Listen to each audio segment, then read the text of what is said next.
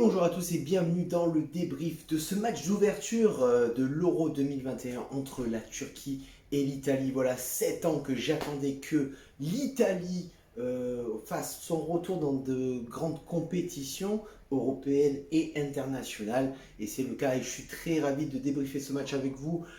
Tu pourras t'abonner bien évidemment à cette chaîne qui est ma chaîne secondaire. Donc je t'invite à t'abonner et à activer la cloche, c'est très important pour moi. Et si tu aimes bien ce que je fais, tu peux t'abonner aussi à ma chaîne principale où aussi je parle de foot, mais d'une équipe en particulier. Donc ce match d'ouverture avec un 4-3-3 de formation pour l'Italie et un 4-1-4-1 pour la Turquie. Voilà, une formation assez offensive pour l'Italie. Et ce match débute, ce match est très fermé puisque c'est un match d'ouverture. C'est surtout un match qui se joue à domicile pour les Italiens, au Stadio Olimpico à Rome. Et c'est surtout une équipe d'Italie revancharde par rapport à cette non-qualification il y a 3 ans pour la Coupe du Monde en 2018. Donc une Italie qui a envie de faire bien, une Italie qui a envie de prouver ce soir qu'ils sont toujours au top et qu'ils sont toujours au max. Donc un match très fermé, un match où l'Italie domine, l'Italie a la possession de balle, mais l'Italie a du mal à être créatif, l'Italie a du mal à se trouver des espaces à cause tout simplement de ce pressing très haut fait par les Turcs, une équipe défensivement très bien en place de la part de la Turquie, et on voit un petit peu les schémas tactiques de chacune des deux équipes se mettre en place dans ces 15 premières minutes du match. Et tout au long de cette première mi-temps, on voit très clairement que l'Italie est tout simplement mieux rentrée dans le match. L'Italie domine, l'Italie a la possession de balle. L'Italie essaye de se créer un petit peu plus d'espace et arrive à trouver un petit peu leurs coéquipiers, notamment les ailiers.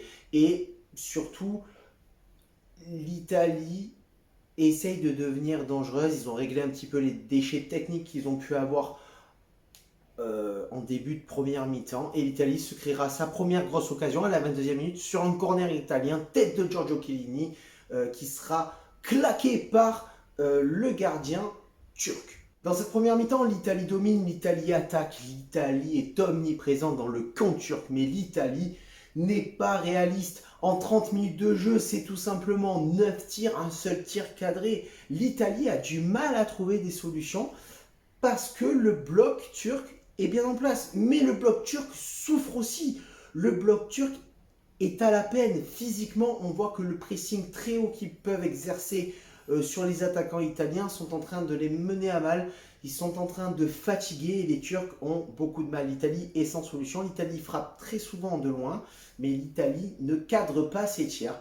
Et on peut parler aussi vite fait, dis-moi en commentaire ce que tu en penses de l'arbitrage, puisque je pense que pour l'Italie, il devait avoir au moins 2 pénaltys non sifflés. Alors, en 98, il n'y a pas on tergiverse pas. En 98, on disait, il y a main dans la surface. On ne cherchait pas à savoir si elle était volontaire, pas volontaire, décollée du corps, pas décollée du corps. Il y avait main dans la surface, c'était pénalty.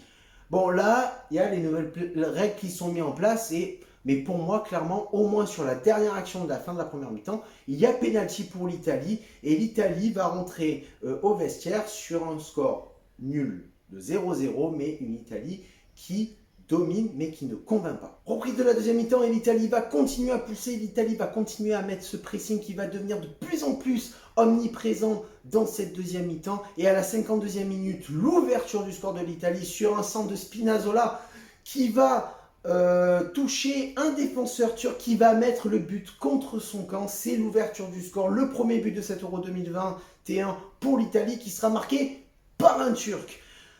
Spinazzola va continuer à enchaîner et frapper à nouveau juste après le but, mais ce sera arrêté cette fois-ci par le gardien turc. Après le premier but italien, l'Italie va enfin se libérer et l'Italie va jouer son jeu, vont devenir beaucoup plus attractifs, beaucoup plus de créativité offensive.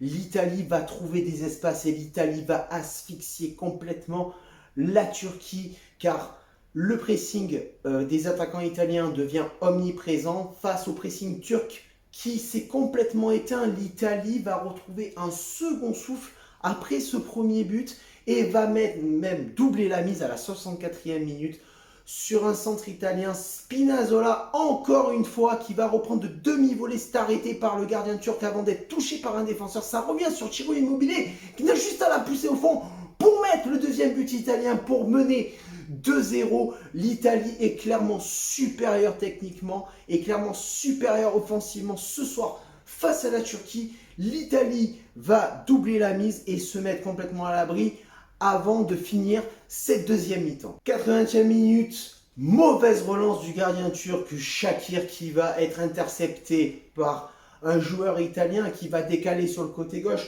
tout simplement pour Lorenzo Insigne qui va ouvrir son pied, bien enrouler le ballon et qui va mettre le troisième but italien qui va sceller la victoire italienne sans contexte. Une Italie qui a été qualitativement bien meilleure que la Turquie ce soir, hein, qui a eu du mal à imposer son jeu, qui a eu du mal à trouver ses espaces car la Turquie était très bien en place ce soir. L'Italie qui a proposé un très beau jeu avec un très très bon Spinazzola, un très très bon Insigne, une défense impériale, un Gianluigi Donnarumma qui n'a pas eu grand chose à démontrer ce soir puisque la Turquie a été complètement offensivement muette.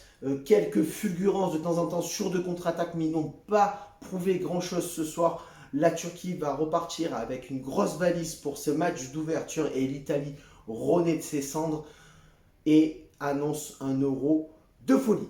Voilà les amis, si tu as aimé la vidéo, je t'invite bien sûr à t'abonner, notamment à partager, aussi à commenter, à activer la cloche. N'oublie pas que tu peux t'abonner aussi à ma chaîne principale où je parle de football, mais d'une équipe en particulier. Sur ce, on se retrouve demain pour le prochain match de l'Euro. Ça sera Belgique-Russie. A plus les gars.